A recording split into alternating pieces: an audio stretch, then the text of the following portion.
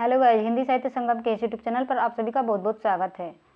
आज की क्लास में हम लोग फिर से 4 कवियों को पढ़ने वाले हैं। 4 कवियों के बारे में पढ़ेंगे, उनका परिचय पढ़ेंगे, उनके जो जितनी रचनाएं हैं उनको पढ़ेंगे। ठीक है, तो पहली क्लास में हम लोग कितने कवियों को पढ़ लिया है?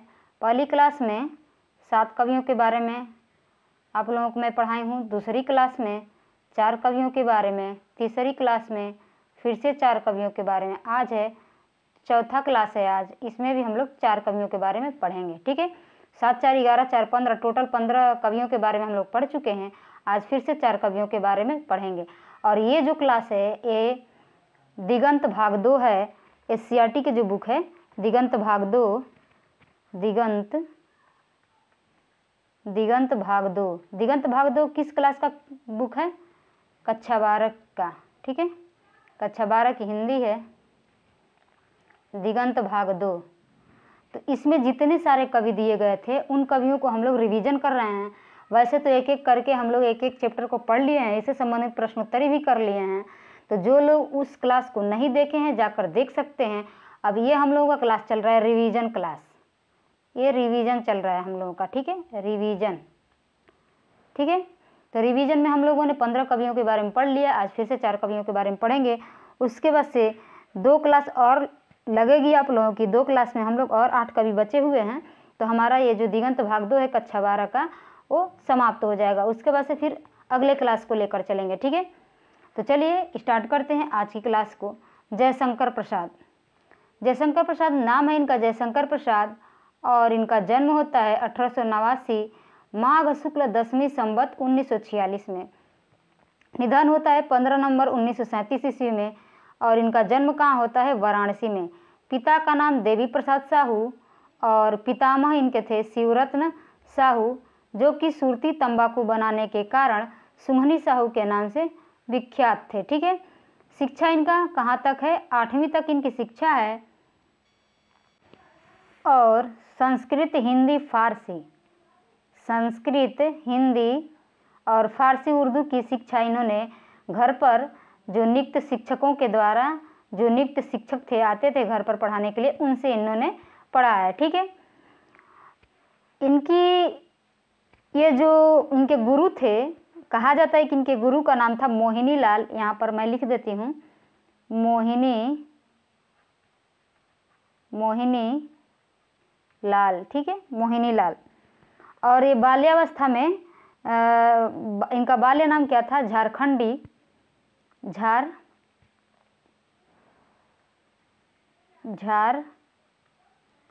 इनको जब ये बचपन में थे, छोटे थे, तो इनको झारखंडी के नाम से बुलाया जाता था। ठीक है, और इनका उपनाम क्या है? एक कलाधर उपनाम से कविताएं लिखते थे, कलाधर उपनाम से। ठीक है, कलाधर उपनाम से कविताएं लिखते थे। तो ये तो रही जानकारी आप लोगों को मैंने दे दी। ठीक है, अब देखते हैं विशेष परिस्थिति। विशेष परिस्थिति है 12 वर्ष की अवस्था में पितृविहीन, 2 वर्ष बाद माता की भी मृत्यु। ठीक है, माता की भी मृत्यु। आगे देखते हैं, आगे है परिवार में गृह कलेश की स्थिति। ज्येष्ठ भ्राता शंभुरतन की मृत्यु से संकट की स्थिति उत्पन्न, सभी उत्तरदायित्व प्रसाद जी के कंधों पर। कलाधर उपनाम से ब्रजभाषा में सवैयों की रचना। प्रसाद की प्रेरणा से उनके भांजे अंबिका प्रसाद ने इंदु का प्रकाशन 1909 से प्रारंभ किया। कालक्रम के अनुसार चित्राधार प्रथम संग्रह है। देख रहे हैं यहाँ पर, चित्राधार इनका जो है प्रथम संग्रह है। चित्राधार का प्रकाशन वर्ष यदि पूछे तो 1918। ठीक है, 1918, यहाँ चल भी नहीं करेगा, 1918 है चित्राधार का प्रकाशन वर्ष। ठीक है, उसके बाद से जिसमें कविता, कहानी, नाटक आदि रचनाएं संकलित होती थी। इनका काव्य संकलन है झरना 1918 में। उसके बाद से आंसू 1925 में, लहर 1933 में। और तुकांत रचनाएं हैं महाराणा का महत्व, करुणालय, प्रेम पथिक। प्रेम पथिक का रचना काल है प्रेम पथिक का 1914। अक्सर इनकी रचनाओं का प्रकाशन वर्ष पूछा जाता है या क्रम से लगाने के लिए दिया जाता है। ठीक है, और महाराणा का महत्व की बात करें तो महाराणा का महत्व जो है 1914 में। और उसके बाद से करुड़ालय का प्रकाशन वर्ष यदि पूछे तो करुड़ालय का प्रकाशन वर्ष 1913, ठीक है, करुड़ालय। उसको से प्रबंध काव्य है कामायनी जो कि 1936, लेकिन ये नेट के सिलेबस में दिया गया है और वहाँ पर कामायनी का प्रकाशन वर्ष 1935 बताया गया है, ठीक है। तो आप लोग 1935 को ही सही मानिएगा, 1936 गलत है। नाटक है उनका कल्याणी परिणय 1912 में, प्रायश्चित 1914, राज्यश्री 1915, विशाख 1929, कामना 1927, जन्मेजय का नागयज्ञ 1926, स्कंदगुप्त 1926, एक घूंट 1928, चंद्रगुप्त 1931 और ध्रुवसामिनी 1933। कथा संग्रह इनका है छाया 1912, प्रतिध्वनि 1931, इंद्रजाल 1936। उपन्यास इनके 3 ही हैं और ये तीनों हैं कंकाल 1929, तितली 1934, इरावती 1940। और ये पीजीटी के एग्जाम में पूछा गया था कि इनमें से कौन सा उपन्यास जो है प्रसाद जी का अपूर्ण उपन्यास है। तो ध्यान रखिएगा अपूर्ण उपन्यास है इरावती, ठीक है। आगे देखते हैं, आगे है आधुनिक हिंदी की स्वच्छंद काव्य धारा के अंतर्गत छायावादी काव्य प्रवाह के प्रवर्तकों में जयशंकर प्रसाद वरिष्ठ थे। छायावाद हिंदी की आधुनिक कविता में स्वच्छंदतावाद के ही एक विशिष्ट रूप को कहते हैं। इस विशिष्ट भावधारा में व्यक्ति चेतना, स्वानुभूति, प्रकृति, साहचर्य, उन्मुक्त प्रेम, कल्पनाशीलता, स्वातंत्र्य भावना आदि नवीन भावों की उत्कट चेतना थी और अभिव्यक्ति पद्धति में लाक्षणिकता, चित्रात्मकता, अमूर्तन, रहस्यात्मकता, दार्शनिकता, सांगीतिकता आदि का आग्रह था। छायावादी काव्य भाषा की अभिव्यक्ति के अनुरूप तत्सम प्रधान, संस्कृत निष्ठ और नवीन थी। काव्य भाषा और अभिव्यक्ति पद्धति में परंपरा के जर्जर विगलित रूपों तथा रूढ़ियों का निषेध तथा एक ऐसी सर्जनात्मक मौलिकता थी जिसमें बहुविध नवाचार झलकते थे। वास्तव में छायावाद की काव्य भाषा और अभिव्यक्ति पद्धति में परंपरा का पूर्ण निषेध न होकर जैसे उसका पुनर्जन्म था, उसमें परंपरा की नवीन स्मृति थी। जयशंकर प्रसाद का साहित्य इन तथ्यों का प्रामाणिक साक्ष्य प्रस्तुत करता है, ठीक है। अब हम बढ़ते हैं अगले कवि की ओर। वो अगला कवि कौन है? कवि नहीं बल्कि कवयित्री हैं सुभद्रा कुमारी चौहान, ठीक है, सुभद्रा कुमारी चौहान। सुभद्रा कुमारी चौहान का जन्म होता है 16 अगस्त 1904, लेकिन यहाँ 4 दिया गया है, लेकिन इनका जन्म है 1905 में, ठीक है, 1905 में। और निधन होता है 15 फरवरी 1948 को बसंत पंचमी के दिन नागपुर से जबलपुर वापसी में कार दुर्घटना में इनका जो है निधन हो जाता है। बसंत पंचमी के दिन नागपुर से जो जबलपुर ये आ रही थी तभी कार दुर्घटना में इनकी मौत हो जाती है। जन्म स्थान है निहालपुर, इलाहाबाद, उत्तर प्रदेश। माता पिता है इनके श्रीमती धीराज कुंवर एवं ठाकुर रामनाथ सिंह, धीराज कुंवर एवं ठाकुर रामनाथ सिंह। पति हैं इनके ठाकुर लक्ष्मण सिंह चौहान, खंडवा मध्य प्रदेश निवासी से 1919 में विवाह। ठाकुर लक्ष्मण सिंह अंग्रेज सरकार द्वारा जब्त कुली प्रथा और गुलामी की नशा नामक नाटकों के लेखक, प्रसिद्ध पत्रकार, स्वतंत्रता सेनानी और कांग्रेसी नेता थे इनके पति, ठीक है। आगे देखते हैं शिक्षा इनकी क्रास्थवेट गर्ल स्कूल इलाहाबाद में प्रारंभिक शिक्षा। इसी स्कूल में प्रसिद्ध कवयित्री महादेवी वर्मा सुभद्रा कुमारी चौहान के साथ थीं।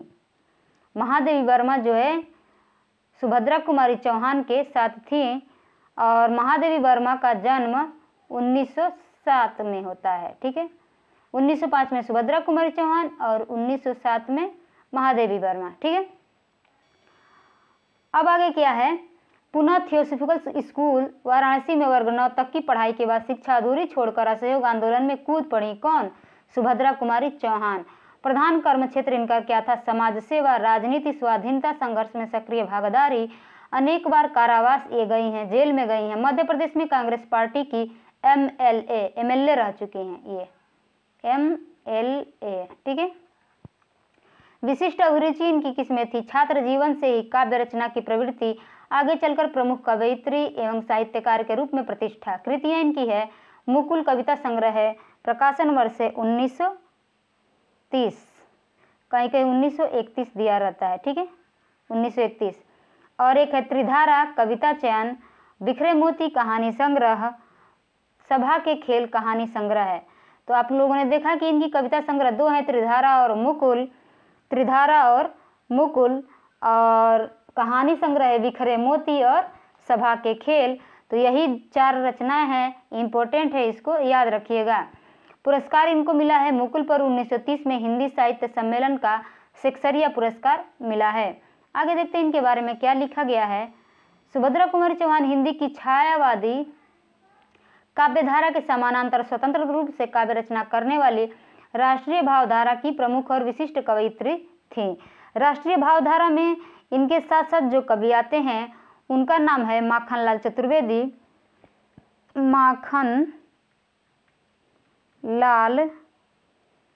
चतुर्वेदी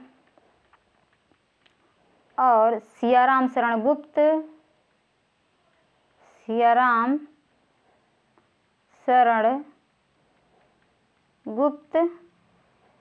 उसके बाद एक और नाम आता है बालकृष्ण शर्मा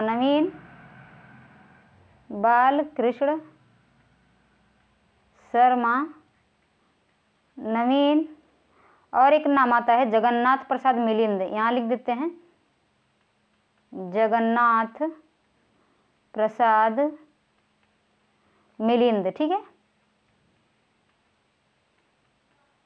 मिलिंद।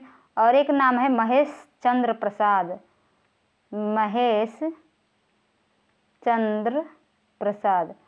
तो ये नाम हम यहाँ पे इसलिए मेंशन किए हैं कि आप लोगों को याद रहेगा, अक्सर पूछ देता है इनमें से कौन राष्ट्रीय सांस्कृतिक धारा के कवि हैं या कवि नहीं हैं। तो आप लोगों को याद रखना है कि जगन्नाथ प्रसाद मिलिंद है एक कवि और दूसरे हैं महेश चंद्र प्रसाद, लेकिन इन्हीं तीनों का नाम ज़्यादा पूछा जाता है, माखनलाल चतुर्वेदी, सियाराम शरण गुप्त और बालकृष्ण शर्मा नवीन। और इनके साथ ही एक कवियत्री हैं वो हैं सुभद्रा कुमारी चौहान। तो इन 3 लोगों का नाम आप लोग याद रखिएगा, माखनलाल चतुर्वेदी, सियाराम शरण गुप्त और बालकृष्ण शर्मा नवीन। आगे बढ़ते हैं, कहाँ थे हम लोग। इस भावधारा राष्ट्रीय भावधारा का भारतीय नवजागरण और राष्ट्रीय स्वतंत्रता आंदोलन से अभिन्न संबंध था। इस भावधारा का उन्मेष भारतेंदु युग में ही हुआ था। द्विवेदी युग में इसका विकास हुआ तथा उसके बाद के युगों में यह भावधारा अनेक दिशाओं में फैलती हुई व्यापक और बहुमुखी होकर उत्कर्ष पर पहुंच गई। स्वतंत्रता आंदोलन, सांस्कृतिक जागरण और सामाजिक सुधार एवं परिवर्तन की व्यापक चेतना के साथ यह भावधारा उत्तरोत्तर गहरी, एकाग्र और उन्मुख होती गई। इसके राजनीतिक, सामाजिक और सांस्कृतिक आशय निखरते और स्पष्ट होते गए। उनमें एक दृढ़ता, जनतांत्रिक वैचारिकता और उत्सर्ग भावना बढ़ती चली गई। केवल भावुकता की उच्छल अभिव्यक्ति से आगे बढ़कर तथा स्वप्नों, संकल्पों से कहीं अधिक इस भावधारा में सामाजिक, राजनीतिक यथार्थ की प्रेरणाएं और आग्रह बढ़ते चले गए। राष्ट्रीय भावधारा के इस यथार्थोन्मुख रूप से सुभद्रा कुमारी चौहान की कविता का घनिष्ठ संबंध है। उनकी कविता की केंद्रीय और प्रमुख प्रेरणा यथार्थनिष्ठ राष्ट्रीय भावधारा ही है। तो हम लोगों ने सुभद्रा कुमारी चौहान के बारे में पढ़ लिया। अब पढ़ेंगे शमशेर बहादुर सिंह, ठीक है। शमशेर बहादुर सिंह का जन्म होता है 13 जनवरी 1911 में, ठीक है। और ये प्रयोगवादी कवि हैं, प्रयोगवादी। और दूसरी बात जो है, ये तार सप्तक के कवि है, यानी दूसरा सप्तक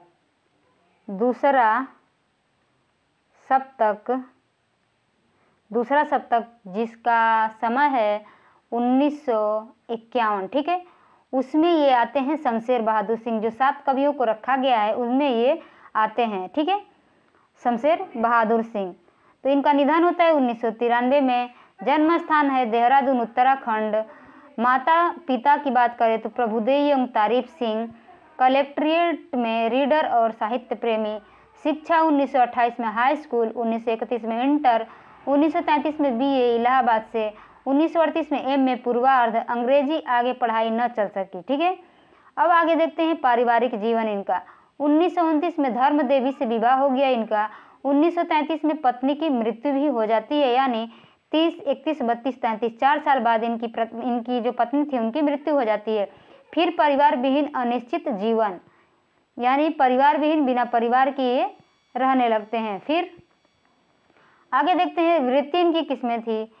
रूपाव पत्रिका, कहानी, माया, नया साहित्य, नया पथ एवं मनोहर कहानियों के संपादन कार्य से ये जुड़े थे। उर्दू हिंदी कोश का भी संपादन इन्होंने किया था।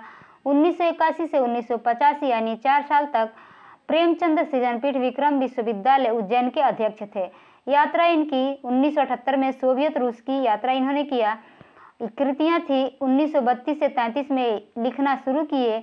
दूसरा शतक 1951, ठीक है, दूसरा शतक 1951 और कुछ कविताएं 1959, कुछ और कविताएं 1961, चुका भी नहीं हूँ मैं 1975, इतने पास अपने 1980, उदिता 1980, बात बोलेगी 1981, काल तुझसे होड़ है मेरी 1982, टूटी हुई बिखरी हुई कहीं बहुत दूर से सुन रहा हूँ, सुकून की तलाश, ये गजलें हैं।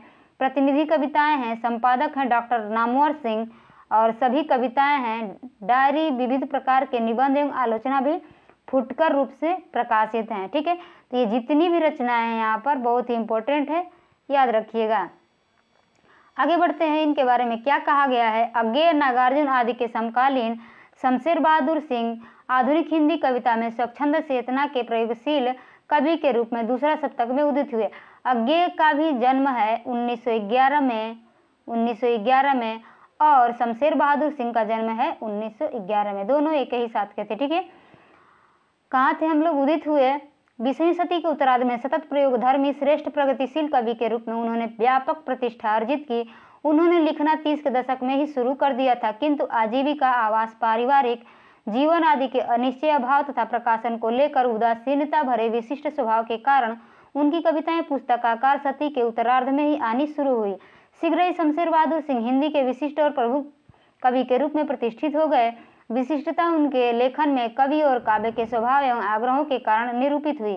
वे कवि और शायर एक साथ थे। स्वच्छंदतावाद, प्रगतिवाद, प्रयोगवाद, नई कविता तथा वस्तुवाद, यथार्थवाद और कलावादी रूपवाद, इन सब का एक ऐसा विलक्षण घोर उन्होंने अपनी सृजनात्मकता में तैयार किया जिसमें इन सब की सीमाएं नहीं, शक्ति सक्रिय और मुखरित हुई। हिंदी और उर्दू को तथा इनकी कविता शैलियों और संस्कृतियों को उन्होंने एक माना ही नहीं, जाना और अनुभव भी किया। कवि के लिए दोनों दो नहीं एक है। इसी रूप में शमशेर के यहाँ उनकी अभिव्यक्ति भी होती है। भेद है सिर्फ शैली का, ऊपरी भीतरी एकता अखंड और अक्षुण्ण है। उर्दू काव्य और आधुनिक हिंदी काव्य की विरासत को उन्होंने मिजाज, रंग, स्वर, लय और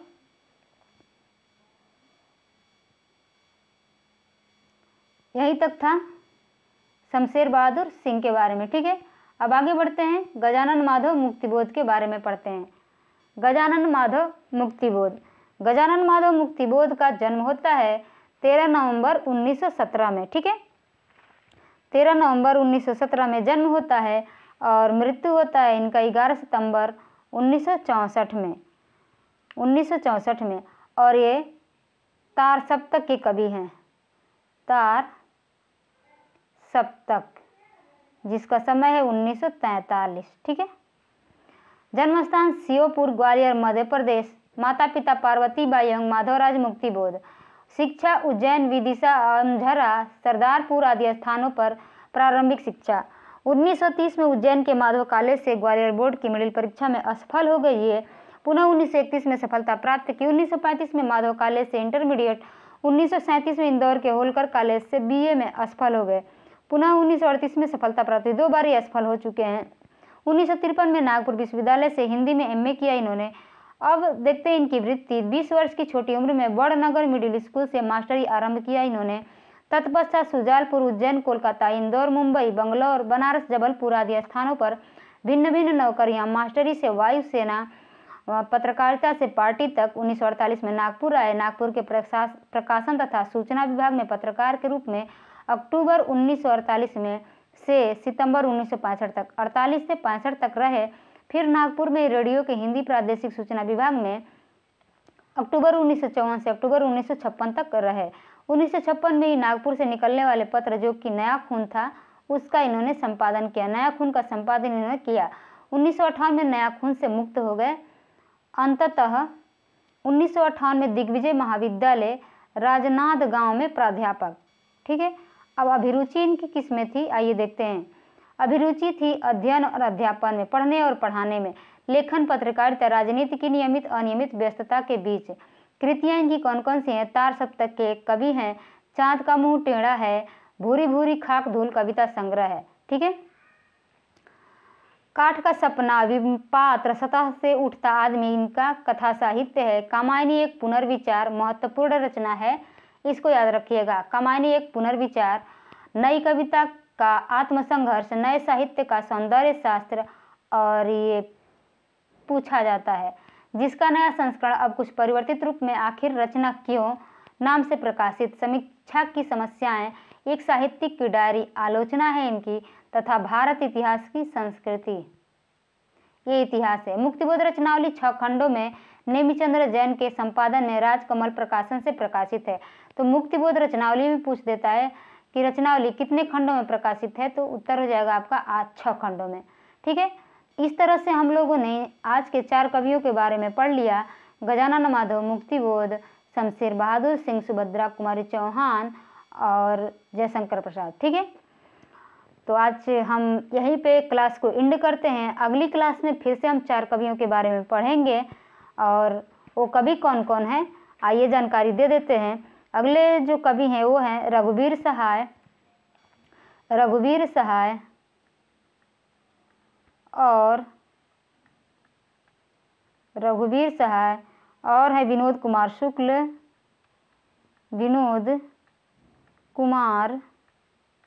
शुक्ल। तीसरे जो कवि हैं वो है अशोक वाजपेयी